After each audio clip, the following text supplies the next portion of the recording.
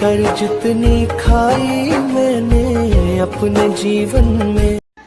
भगवान विष्णु ने बताया तुलसी को रोजाना जल देने से कौन सा फल मिलता है। एक समय की बात है, माता लक्ष्मी ने भगवान विष्णु से पूछा, हे नाथ, आप तो तीनों लोकों के स्वामी हो, आपकी तीनों लोकों में पूजा होती है, सभी पर आपकी कृपा पाने के लिए उत्सुक रहते हैं, फिर भी आप इस तुलसी के पौधे की पूजा क्यों करते हैं, इसे रोजाना जल क्यों चढ़ाते हैं। मैं इस तुलसी के पौधे को जल चढ़ाने का महत्व जानना चाहती हूँ। माता लक्ष्मी की बात सुनकर भगवान विष्णु ने कहा, हे देवी, तुलसी साक्षात लक्ष्मी का ही रूप है। तुलसी को की रोजाना पूजा करने के कई फायदे हैं और तुलसी को जल चढ़ाने मात्र से ही मनुष्य के कई पाप नष्ट हो जाते हैं। तुलसी को जल देने का महत्व बताने से पहले मैं तुम्हें एक बात ही पवित्र कथा सुनाता हूँ।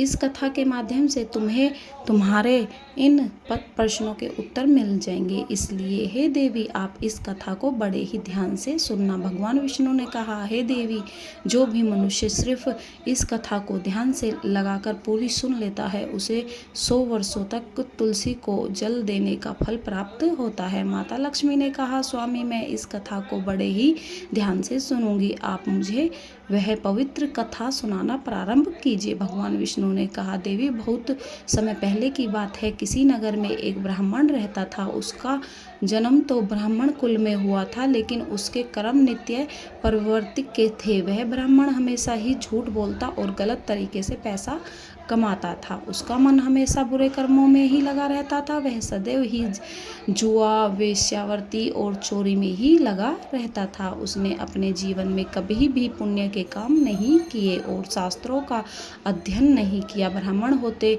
हुए भी कभी पूजा पाठ नहीं किया। सदैव ही उसका मन दूसरों के धन पर लगा रहता था और वह दिन में ही जो भी धन कमाता उसे रात्रि में जुआ और वेश्यावृत्ति में उड़ा दिया करता था। इस तरह वह ब्राह्मण अपने जीवन को पाप कर्मों में ही गुजार रहा था। उसने अपने मुख से कभी भगवान का नाम नहीं लिया और न कभी देवी देवताओं का पूजन किया। इस प्रकार से पाप करते हुए उसे कई वर्ष बीत गए। फिर वह ब्राह्मण कुछ खरीदारी करने के लिए एक नगरी में जा पहुंचता है। उस नगरी के पास में गंगा नदी बहती है और उस नदी में स्नान करने के लिए दूर दूर से लोग आया करते थे। फिर वह ब्राह्मण गंगा जी के किनारे एक आश्रम में ठहरता है। उस आश्रम में अनेक विद्वान ब्राह्मण प्रतिदिन पुराणों का पाठ तथा भगवान की भक्ति में लीन रहते थे। वह ब्राह्मण भी ढोंग करता हुआ वहीं पर उनके साथ रुक गया और उन ब्राह्मणों के साथ रहकर उसे भी भगवान का नाम लेने का अवसर मिल रहा था। वह उसी स्थान पर कुछ दिनों के लिए रुका। फिर वहां पर आए हुए लोगों ने गायों का पूजन करके ब्राह्मणों को भोजन कराया, तो उस ब्राह्मण ने भी उसके साथ बैठकर भोजन किया और भगवान का प्रसाद ग्रहण किया। वहीं पर उस आश्रम में एक तुलसी का पौधा था। वह ब्राह्मण जाने अनजाने में उस तुलसी के पौधे में पानी डालता था। उसके मन में कोई विचार नहीं था कि वह क्या कर रहा है, पर प्रतिदिन सुबह उठकर बाल्टी में पानी लेकर तुलसी के पौधे में डालता था। उस का रोजाना का यह नियम बन गया था। फिर एक दिन की बात है, वह आश्रम में सोया हुआ था। तभी अचानक उसके पास एक काला सर्प आया और उस काले सर्प ने उसे नींद में ही डस लिया और थोड़ी ही देर में उस ब्राह्मण की नींद में ही मृत्यु हो गई। और जब सुबह दूसरे ब्राह्मणों ने उसे इस अवस्था में देखा तो उन्होंने उसके मुख में तुलसी पत्र और तुलसी का जल डाल दिया। फिर उन ब्राह्मणों को पता चला कि उसकी तो मृत्यु हो चुकी है। तब वहाँ पर यमदूत आते हैं और उस ब्राह्मण को पढ़कर यमलोक ले जाने लगते हैं। रास्ते में जाते हुए वह ब्राह्मण विलाप करने लगा और यमदूतों से कहने लगता है कि यमदूतों, मुझे कहाँ ले जा रहे हो और मेरी मृत्यु किस कारण से हुई है। तब यमदूत कहने लगे, हे ब्राह्मण, तुमने जन्म से लेकर मृत्यु तक बहुत पाप कर्म किए हैं और तुम्हारे पापों के कारण ही तुम्हें एक काले सर्प ने काटा और जिसकी वजह से ही तुम्हारी मृत्यु हुई है। अब हम तुम्हें यमपुरी लेकर जा रहे हैं। वहाँ पर यमराज तुम्हारे पाप कर्मों का लेखा जोखा देखेंगे और निश्चित ही तुम्हें घोर नरक में डालेंगे।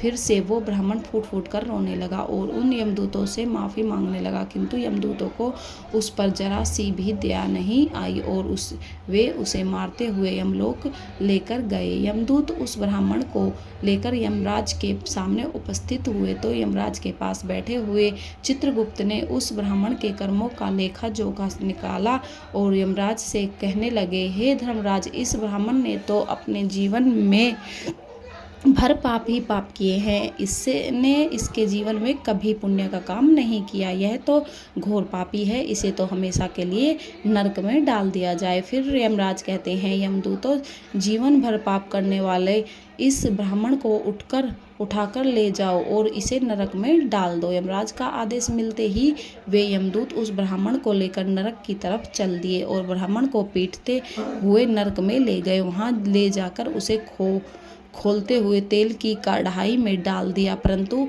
जैसे ही उस ब्राह्मण को खेलते हुए तेल की कढ़ाई में डाला तो वह तेल एकदम से ठंडा और शीतल हो गया। इस घटना को देखकर उस यमदूत को बड़ा ही आश्चर्य हुआ। ऐसा उसके साथ पहले कभी नहीं हुआ था। उस यमदूत ने कितनी ही पापियों को उस तेल की कढ़ाई में डाला था और वे सभी उस तेल में गिरकर झटपटाने लगते थे, लेकिन जैसे ही वह ब्राह्मण गर्म तेल की कढ़ाई में गिरा तो वह तेल अचानक से ही शांत शीतल हो गया। इस आश्चर्यजनक घटना को लेकर वह यमदूत जल्दी से दौड़ता हुआ यमराज के पास पहुंचा। यमदूत को देखकर यमराज ने कहा, हे यमदूत, क्या बात है, तुम इतने घबराए हुए क्यों लग रहे हो? फिर वह यमदूत कहता है कि हे धर्मराज, आपने जिस ब्राह्मण को नरक में डालने के लिए कहा था, मैंने जैसे ही उसे खोलते हुए तेल की कढ़ाई में डाला तो उस भट्टी की अग्नि बुझ गई और वह खोलता हुआ तेल भी बिल्कुल ठंडा हो गया। फिर यमराज कहते हैं, हे यमदूत, यह तो बड़ी ही विचित्र घटना है, ऐसे तो पहले कभी नहीं हुआ। यमराज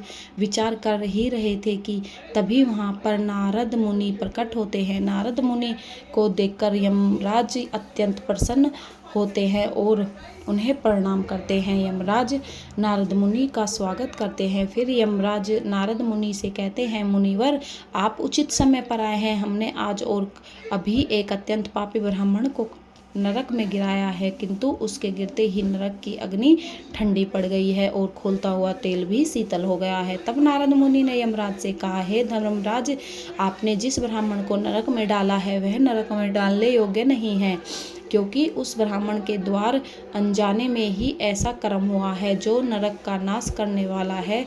जो मनुष्य पुण्य कर्म करने वाले लोगों की संगति में करता है उसे उनके पुण्यों का भाग जरूर मिलता है। और यह ब्राह्मण तो कई दिनों से तक भगवान के भक्तों के साथ रहा है। इस ब्राह्मण ने आश्रम में रहते हुए रोजाना तुलसी में जल डाला है, इसलिए यह ब्राह्मण बड़ा पुण्यात्मा बन गया है और इसके सारे पाप नष्ट हो गए हैं। यह ब्राह्मण अब स्वर्गलोक में जाने का अधिकारी बन गया है। इस ब्राह्मण ने अनजाने में ही इतना पुण्य कमाया है जो कई जन्मों तक मनुष्य को प्राप्त नहीं होता है। इसलिए हे धर्मराज, आप इस ब्राह्मण को नरक में ना डालो और इसके पापों के लिए इसे केवल इतना दंड दो कि इसे सभी नरकों का दर्शन कराओ। नारद मुनि की बात सुनकर यमराज बहुत ही खुश होते हैं और उस ब्राह्मण को नरक से निकाल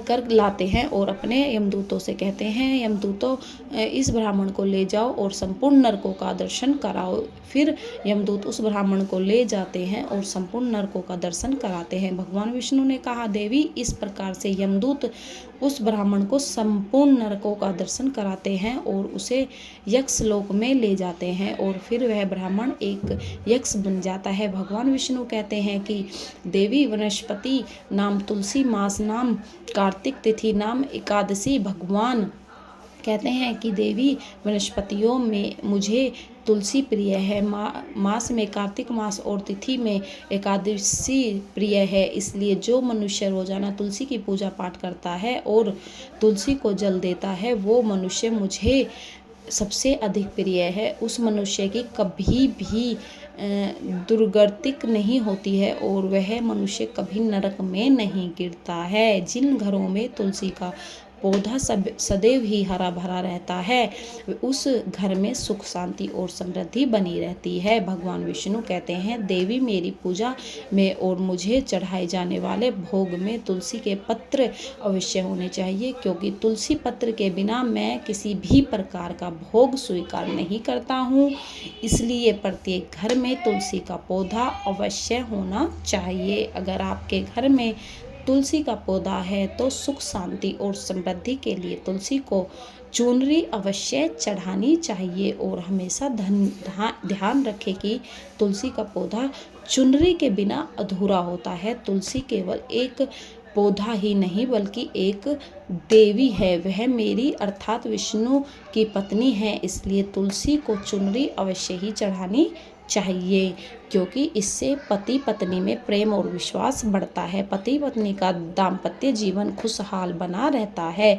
घर में रहने वाली महिलाएं सदा सुहागिनी और सौभाग्यशाली रहती हैं। तुलसी का विवाह भी अवश्य करना चाहिए। इससे मनुष्य के सभी दुखों का अंत होता है और सांसारिक जीवन सुख में बीतता है। भगवान विष्णु कहते हैं, देवी तुलसी के पौधे के पास अपने मुख से अशब्द नहीं बोलने चाहिए। तुलसी के नज़दीक भूल से भी जूते चप्पल अथवा झाड़ू पोछा नहीं रखना चाहिए, इसे पाप माना गया है। तुलसी के पौधे के पास जल से भरा हुआ बर्तन भी नहीं रखना चाहिए। तुलसी के पौधे के पास दीपक जलाने के बाद दीपक को वहां से हटा देना चाहिए, क्योंकि तुलसी के नीचे बुझा हुआ दीपक रखना अशुभ माना जाता है। जिस स्थान पर भी तुलसी का पौधा होता है उस स्थान को हमेशा ही साफ सुथरा रखना चाहिए। इसलिए नियमित रूप से तुलसी के पौधे के पास साफ सफाई का ध्यान रखना चाहिए। तुलसी के पौधे में शिवलिंग और गणेश जी की प्रतिमा नहीं रखनी चाहिए।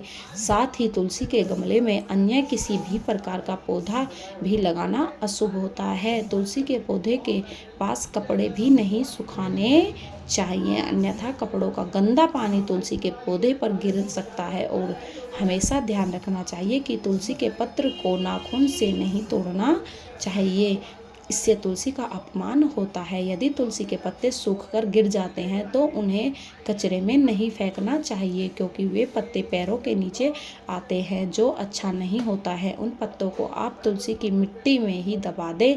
भगवान विष्णु कहते हैं, हे देवी, रविवार के दिन तुलसी के पत्ते नहीं तोड़ने चाहिए और रविवार को तुलसी को जल भी नहीं चढ़ाना चाहिए। बाकी सभी दिन तुलसी को सुबह स्नान से निवृत्त होकर जल देना चाहिए और समय के साथ एक दीपक जलाना चाहिए। भगवान विष्णु कहते हैं, देवी, अक्सर महिलाएं स्नान के बाद अपने बाल खुले रखकर ही तुलसी को जल देती हैं, परंतु ऐसा करना गलत होता है। महिलाओं को हमेशा ही अपने बाल बांधकर माथे पर सिंदूर लगाकर ही तुलसी में जल देना चाहिए, इससे तुलसी का आशीर्वाद प्राप्त होता है। घर में तुलसी का पौधा लगाते समय ध्यान रखें कि इसके लिए गंदी मिट्टी का उपयोग नहीं करें, साफ स्वच्छ मिट्टी का ही उपयोग करना चाहिए। इससे तुलसी माँ रूठ जाती है और सूखने लगती है। तुलसी का पौधा कभी भी गंदे स्थान पर नहीं लगाना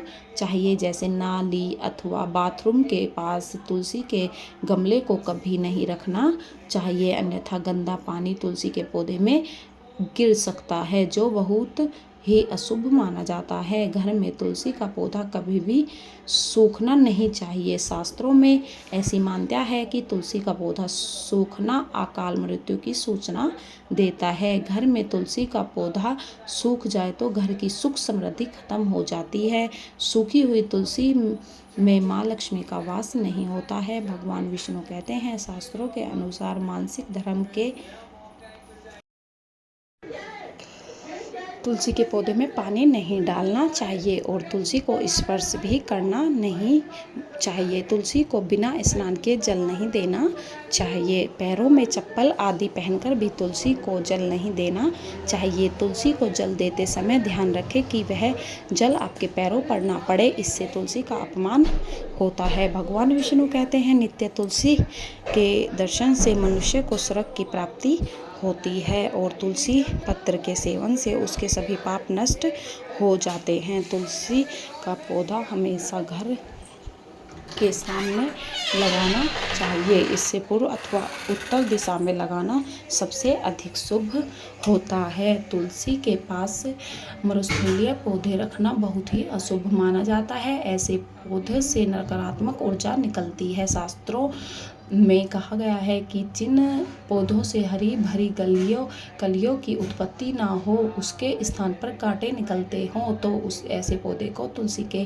पास कभी भी नहीं रखना चाहिए। शास्त्रों में केले के पौधे का विशेष महत्व बताया गया है। अगर तुलसी के पास केले का पौधा लगा देते हैं तो कई गुना अधिक लाभ प्राप्त होते हैं। भगवान विष्णु कहते हैं कि केले के पौधे में देवी स्वयंवरा वास होता है। इसे तुलसी के पास लगाने से घर में सुख समृद्धि आती है। तुलसी के पौधे में सालग्राम भी अवश्य रखना चाहिए। तुलसी के गमले में सालग्राम रखने से तुलसी का और भी अधिक शुभ प्रभाव आपको देखने को मिलेगा। सालग्राम मेरा ही रूप है। यह काले रंग का पत्थर होता है जिसे विलक्षण और मूल्यवान माना गया है। इसे अगर तुलसी के गमले में रखें तो आपके घर तुलसी का और भी अधिक शुभ प्रभाव आपको देखने को मिलेगा। सालिग्राम मेरा ही निरंकार रूप है। यह काले रंग का पत्थर होता है जिसे विलक्षण और मूल्यवान माना गया है। इसे अगर तुलसी के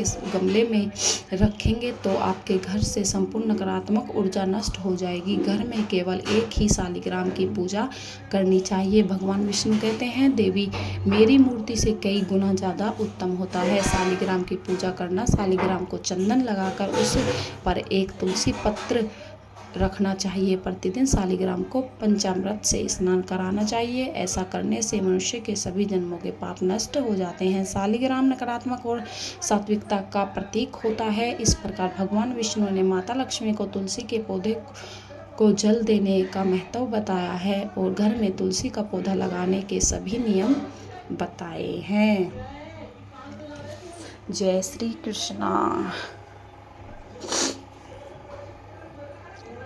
अगर वीडियो पसंद आई हो तो चैनल को सब्सक्राइब करें। धन्यवाद।